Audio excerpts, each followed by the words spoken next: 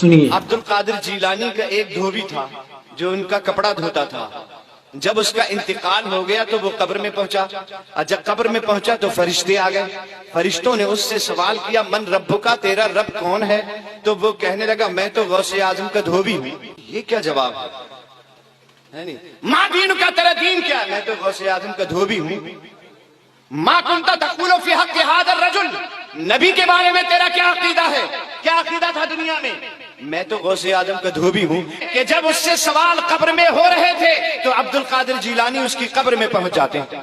اور یار لوگوں نے ایسی کہانیاں گھڑی ہوئی ہیں کہ جی پیر عبد القادر جیلانی کے ایک دھوبی تھے، کپڑے دھوتے تھے جنت میں۔ یہ ٹی وی پر بھی بڑی یہ باتیں ہوئیں، بحثیں ہوئیں۔ کپڑے دھوتے تھے، فرشتے آ گئے، پوچھا من ربوں کا، تیرا رب کون ہے؟ کہنے لگا میں تو پیر عبد القادر جیلانی کا دھوبی ہوں۔ انہوں نے کہا ما دین ہو، تیرا دین کیا ہے؟ میں پیر صاحب کا دھوبی ہوں۔ انہوں نے کہا من نبی ہو، تیرا نبی کون ہے؟ کہا بھئی بولا تو ہے میں پیر صاحب کا دھوبی ہوں۔ فرشتے بولے پریشان ہو گئے، اللہ سے جا کر کے کہا کہ یہ کوئی عجیب بندہ ہے، ہر سوال کا ایک ہی جواب دیتا ہے کہ میں تو پیر عبد القادر جیلانی کا دھوبی ہوں۔ اللہ تعالیٰ نے کہا چلو ہمارے نیک بندے کے کپڑے ہی دھوتا تھا نا، چلو اس کو بخش دو، جنت میں بھیج دو۔